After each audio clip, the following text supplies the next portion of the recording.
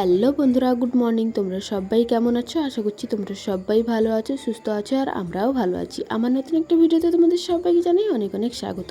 তো এদিকে দেখো, সকালবেলা ঘুম থেকে উঠেই কিন্তু ফ্রেশ হয়ে এই যে বালতির মধ্যে মাটি নিয়ে এসে ছাদের উপরে যে ইঁট ঘিরে রেখেছি, ওই ইঁটের মধ্যেই কিন্তু ভিতরে কিন্তু আমি মাটিগুলো ফেলছিলাম। আর এখানে লাগাবো আমি গাছ, ধনে গাছ। ওই ধনের বীজগুলো ফেলে দিলে কিন্তু গাছ উঠবে, তো ওইগুলো লাগাবো বলে কিন্তু ছাদের উপরে মাটি নিয়ে আসছিলাম। তো যাই হোক, একটা কথা বলি, আমাদের যে বাড়ির যে ছাদটা আছে না, আমার না খুবই ইচ্ছে ওই ছাদের ওপরে না সমস্ত কিছু গাছ লাগানো, ফুল গাছ বলো বা শাক সবজির গাছ বা ফল মূলের যে গাছ, ফল গাছ যে নার্সারি থেকে নিয়ে এসে লাগানো হয়, ওইগুলো কিন্তু লাগানোর আমার খুবই ইচ্ছে। ছাদের উপরে খুব সুন্দর একটা বাগান করব, ওইটার একটা ইচ্ছে থাকে, কিন্তু করা হয়ে ওঠে না। আর বাড়ির সবাই কিন্তু বকা তোমাদের দাদাভাই বলো বা বাবা বলো, ওরা বলে যে ছাদের উপরে কোনো কিছু লাগাতে হবে না, কারণ ছাদের উপরে ঘর কিন্তু উঠবে, তো দোতলা কিন্তু কমপ্লিট হবে, তো তার কারণে কিন্তু ছাদের উপরে জিনিসপত্র গাছ কিন্তু লাগাতে বারণ করে। আর আমি কিন্তু মাটিগুলো ভেঙে দিচ্ছিলাম, ডালা যেগুলো ছিল ওইগুলো ভেঙে দিচ্ছিলাম।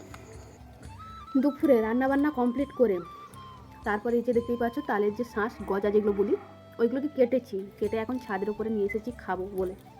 আর এই তালের শাঁসগুলো খেতে জাস্ট ওয়াও। কার কার ভালো লাগে কমেন্টে জানিও তো।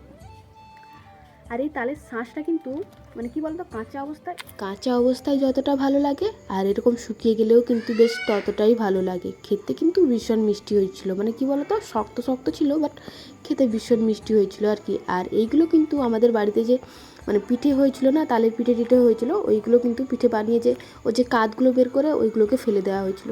তো এরকম কিন্তু গজা হয়ে কিন্তু এর ভেতরে শাঁসি হয়ে গেছে। আর এই যে শাঁসিগুলো আমি বের করছিলাম আর খাচ্ছিলাম ছাদের উপরে, রান্নাবান্না কমপ্লিট করে এসেই কিন্তু ছাদের উপরে বসে খাচ্ছিলাম। আর কি বলতো, নিচে না সেরকম প্লেস পেলাম না, বসে যে খাবো আর তোমাদের সঙ্গে শেয়ার করবো ওইটা পেলাম না। তার কারণ ভাবলাম চল ছাদের উপরে যাই। ছাদের উপরে কিন্তু মেয়েকে পড়িয়েছিলাম, তখন কিন্তু একটা মাদুর ছিল ওইখানে আর কি, ওইখানে ওই মাদুরটা পেতেই কিন্তু বসে কিন্তু ভিডিও করছিলাম। আচ্ছা বলো তো, এই যে তালের শাঁসটা দেখতে পাচ্ছ, এটা কিন্তু একটা পুজোয় লাগে। কোন পুজোয় লাগে অবশ্যই কিন্তু তোমরা কমেন্টে জানিও, আর যারা জানো না তারাও কিন্তু কমেন্টে জানিও, আমি কিন্তু বলে দেবো যে কোন পুজোয় লাগে। যারা আমার প্রিয় ঠাকুর ভক্ত বন্ধুরা আছে তারা কিন্তু অবশ্যই বলে দেবে যে এই তালের শাঁসটা কোন পুজোয় লাগে। আর জানো তো, আমার তো কয়েকদিন ধরে কিন্তু শরীরটা প্রচুর পরিমাণে খারাপ, গলা তো বসে গেছে কথা শুনে বুঝতে পারছো, আর প্রচুর পরিমাণে কিন্তু কাশি হচ্ছিলো, শুকনো কাশি যেটা আর কি, প্রচুর পরিমাণে শুকনো কাশির সময় গলা ব্যথা করে আর কি। যাই হোক, আর কোনো কিছুই তোমাদের সঙ্গে শেয়ার করিনি, সোজা চলে এসেছিলাম বিকালবেলা। খাওয়া দাওয়া কমপ্লিট করে ঘুমিয়ে গেছিলাম। ঘুম থেকে উঠেই কিন্তু এখন রুম বাড়ি পুরোটা পরিষ্কার করছিলাম, ঝাড় দিচ্ছিলাম আর কি। আমি কিন্তু রুমের মধ্যেই ঝাড় দিচ্ছিলাম, ওই সাইডেও কিন্তু রুমের মধ্যে ঝাড় দিয়ে কিন্তু ওই সাইডেরটা পুরোটা বাড়ি কিন্তু ঝাড় দিচ্ছিলাম। তোমাদের সঙ্গে তো আর সবটা শেয়ার করতে পারি না বলো। আর ওই সাইডে কিন্তু ভিডিও করলে কিন্তু ঠিকঠাকভাবে দেখাই যায় না। রুমের মধ্যে যতটুকুনি পারছিলাম লাইট জ্বালিয়ে কিন্তু তোমাদের সঙ্গে ভিডিওটা শেয়ার করছিলাম। আর দেখো, বাড়িতে কিন্তু সমস্ত কাজই হয়, টুকিটাকি সমস্ত কাজ কিন্তু করি, বাট তোমাদের সঙ্গে ভিডিওর মধ্যে সমস্ত কিছু তো ভিডিও শেয়ার করা সম্ভব না, তাই না বলো। আর এইদিকে বিকালবেলা মেয়ে তো কান্নাকাটি জুড়েছে, ওকে ঘুরতে নিয়ে চলো। তো আজকে মোমো বানাবো, আর এখন বসেছি মাংস কিনা করতে। আমারই ভুল হয়েছে, সুমন যখন আনতে গেছিলো, ভাই যখন আনতে গেছিলো, তখনই বলে দেওয়া উচিত ছিল যে কিমা করে নিয়ে আসতে। আমারই ভুল হয়েছে। তো এখন বসেছি এই যে মাংসগুলোকে কিমা করতে, বটি দিয়ে কিন্তু কিমা করছি, যেরকম পাচ্ছি ওরকমই করছি। যতটা চেষ্টা করছি যাতে একটু যেরকম কিমা হয়ে যায় না সেরকম করা, জানি না কেমন হবে, মোটামুটি হচ্ছে। এখন বসেছি আর সবজিগুলো কিন্তু কেটে নিয়েছি। সবজি বলতে গেলে পেঁয়াজ আর তোমার আদা রসুন কিন্তু কিমা করে রেখে দিয়েছি ওইখানে। আর ময়দাটা মাখিয়ে নিতে হতো, বাট ময়দাটা আমার ননদিনকে বললাম, ও বললো আমি তো ময়দা মাখাতে পারি না, তো বলছে আমি আমার বিয়ে হয়ে গেলে তুমি গিয়ে আমার বাড়িতে ময়দা মাখিয়ে দিয়ে আসতে। বললাম যে ঠিক আছে, মাংসটাকে কিমা করে নিই, তারপর না হলে আমি আবার ময়দাটা মাখাবো, তারপরে একটু মাংসের কিমাটাকে একটু হালকা ভাজবো। ওই যে আজকে মাথায় ঘুরছে যে মোমো, ফ্রাই মোমো আর স্টিম মোমো দুটোই বানাবো। আর এইদিকে দেখো, আমি কিন্তু যতটা সম্ভব ততটা কিন্তু মোমো কিমা করতে পেরেছি। আমি কিন্তু ঠিকঠাকভাবে হয়তো মোমো কিমা করতে পারিনি, বটি দিয়ে কি ঠিকঠাকভাবে মোমো কিমা করা যায় বলো। যাই হোক, ওটাকে কিন্তু হালকা আমি ফ্রাই করে নিয়েছি মোমোটাকে। আর আমি মোমোর কিমাকে কিন্তু হালকা ফ্রাই না করলে কিন্তু আমি মোমো বানাবোই না। দেখো, যেটা দোকান থেকে কিনে আনা হয় চিকেন মোমো, ওটা কিন্তু আলাদা, কি বলতো, ওটা চোখের সামনে হয় না, বা ওটা মানে অজান্তে যেটা জিনিসটা হয় ওইটা খেয়ে নেওয়া হয়। কিন্তু বাড়িতে নিজে বানাচ্ছি ওই কাঁচা মানে মোমো, মানে মাংস দিয়ে যে মোমো বানাবো, ওটা আমি কখনোই করতে পারি না। আর ওটা আমার না করতেও কেমন একটা লাগে। তো তার কারণে কিন্তু হালকা ফ্রাই করে নিয়েছিলাম মোমোটাকে। প্রথমেই কিন্তু আমি করছিলাম 2-4টা ওই 4-5টা মতন কিন্তু করে কিন্তু আমি স্টিমে বসিয়ে দিয়েছি। আর এইদিকে কিন্তু ননদিনীকে ডেকেছিলাম, ওকে বললাম আসতে, যে তুমি আসো একটু সাহায্য করো, না হলে কিন্তু করতে অনেকটা দেরি হয়ে যাচ্ছে। আমি ভেবেছিলাম একটু বিকালের দিকে বসাবো। তো ওই যে কথায় বলে না, হেলায় হেলায় বেলা যায়, ওই রকম অবস্থাই হয়েছিল। হেলায় কিন্তু না সেরকম বলতে গেলে, দেখো পুরো বাড়িটা ঝাঁট দিয়েছিলাম। তারপর কিন্তু আমি মোমোর যে সব কিছু জোগাড় যন্ত্র করছিলাম আর কি, মানে পেঁয়াজ কাটা থেকে রসুন, আদা রসুন ওইগুলো কিন্তু কাটছিলাম। তার কারণে কিন্তু দেরি হয়ে গেছে। আর চপ করতে হবে সব জিনিসগুলো ছোট্ট ছোট করে, মানে একদম মিহি করতে হবে। তো তার কারণে কিন্তু অনেকটা দেরিও হয়ে গেছিলো।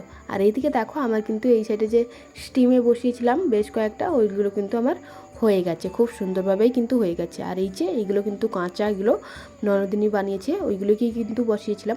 আর আমি কিন্তু ভিডিও করার আগেই কিন্তু একবার বাড়িতে মোমো বানিয়েছিলাম, 1-2বার। আর ভিডিওর পর এই প্রথমবার মোমো বানাচ্ছি আর কি। জানি না কেমন হবে, খাওয়ার পর বলবো তোমাদেরকে কেমন হয়েছে না হয়েছে। আর এদিকে দেখো আমি কিন্তু এখন বসিয়ে দিয়েছিলাম। আর আমি এই মোমো যখন বানিয়েছিলাম তখন তোমাদের দাদাভাই কিন্তু ছিল, তখন ভিডিও করতাম না।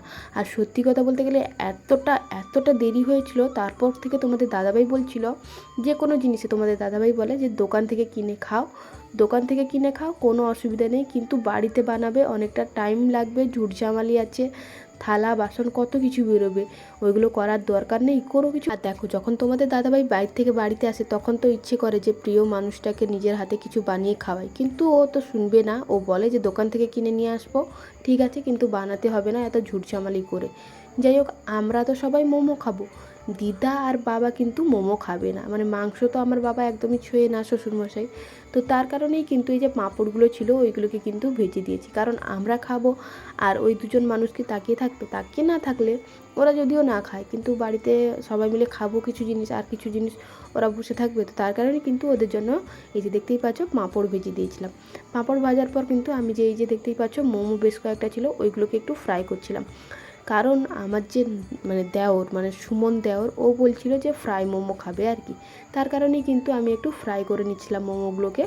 কিছু মোমো কিন্তু আমি স্টিমে রেখেছি, আর কিছু মোমো কিন্তু ফ্রাই করে নিচ্ছিলাম। আর এই মোমো করতে যতটা টাইম লেগেছে, সত্যি কথা বলছি, তোমাদের দাদাভাই যখন ছিল না তখন যে মোমোটা বানিয়েছিলাম তখন কিন্তু অনেকটা টাইম লেগেছিল। দেখো একজন মানুষ যখন পরপর করবে তখন কিন্তু টাইমটা একটু কমে যাবে, কিন্তু প্রথম বানালে তো অনেকটা টাইম লাগবে, কি করব না করব সেটাই তো খুঁজে পাওয়া যায় না। তার কারণে কিন্তু অনেকটা টাইম লেগে গেছিলো যখন তোমাদের দাদাভাই ছিল, করেছিলাম যখন। এখন কিন্তু সেরকম টাইম লাগেনি। এই যে দেখতেই পাচ্ছ বেশ কয়েকটা ফ্রাই মোমো করে নিয়েছি। আর এই যে গরম ছিল, তুলে নিয়ে এলাম। আর এইদিকে দেখো স্টিমে কিন্তু আছে এই যে আমার যে ভাপা মোমো, যেটা ওইটা কিন্তু বানিয়ে নিয়েছি। আর এই যে এখন আমি কিন্তু আমার ননদিনীর বাড়িতে গেছিলাম ওইগুলোকে দিতে, কারণ দেওর আর সুমি কিন্তু আছে, ওদেরকে কিন্তু দিতে হবে। ওরা কিন্তু মানে সুমি কিন্তু ওই মোমো বানিয়ে কিন্তু ও বাড়ি চলে গেছিলো। আর দেওর যে বসে গেম খেলছিল, মানে আমার যে সুমন ভাই, ও কিন্তু বাড়ি চলে গেছে, ওদেরকে দিয়ে এলাম। তারপরে এদিকে দেখো দাদুকে দিয়ে দিয়েছি, মাকে দিয়েছি, কারণ বাবা তো দিদা আর খাবে না। তো তার কারণে কিন্তু ওদেরকে দিয়ে আমি কিন্তু এখন চলে এসেছিলাম রুমের মধ্যে, মানে বসে কিন্তু খাচ্ছিলাম। আর মোমোগুলো জাস্ট ওয়াও হয়েছিল। আগের দিন না, বেশ আগের ভিডিওতে তোমাদেরকে বলেছিলাম যে দোকান থেকে যে মোমোটা নিয়ে এসেছিলো ওইটা যা খেতে হয়েছিল, জঘন্য খেতে হয়েছিল। আর আমি যে বাড়িতে মোমোটা বানিয়েছি দ্বিগুণ ভালো হয়েছে খেতে। আর চাটনিটাও কিন্তু আমি বাড়িতে বানিয়েছি। আমার না বাড়িতে বানানো যে চাটনিটা না খেতে ভীষণ ভালো লাগে। আমি এই মোমোটা খেয়ে কিন্তু অনেকটা শান্তি পেলাম। আমি আমার বোনকে বলে কিন্তু আমি রেসিপিটা নিয়েছিলাম। ও কিন্তু বাড়িতে প্রায় সময় বাড়িতে মোমো বানায়, ওর থেকে রেসিপিটা নিয়েছিলাম। তারপর এদিকে দেখো খাওয়া দাওয়া কমপ্লিট করে এখন তারপর এদিকে চলে এসেছিলাম বিছানা রেডি করতে। আর ওকে কিন্তু মানে দিশাসোনাকে কিন্তু খাটের উপরে তুলে দিয়েছিলাম, বললাম যে তুই জিনিসপত্রগুলো বালিশ টালিশ নামিয়ে দিই। ও কিন্তু সুন্দরভাবে বালিশ টালিশ নামিয়ে দেয়।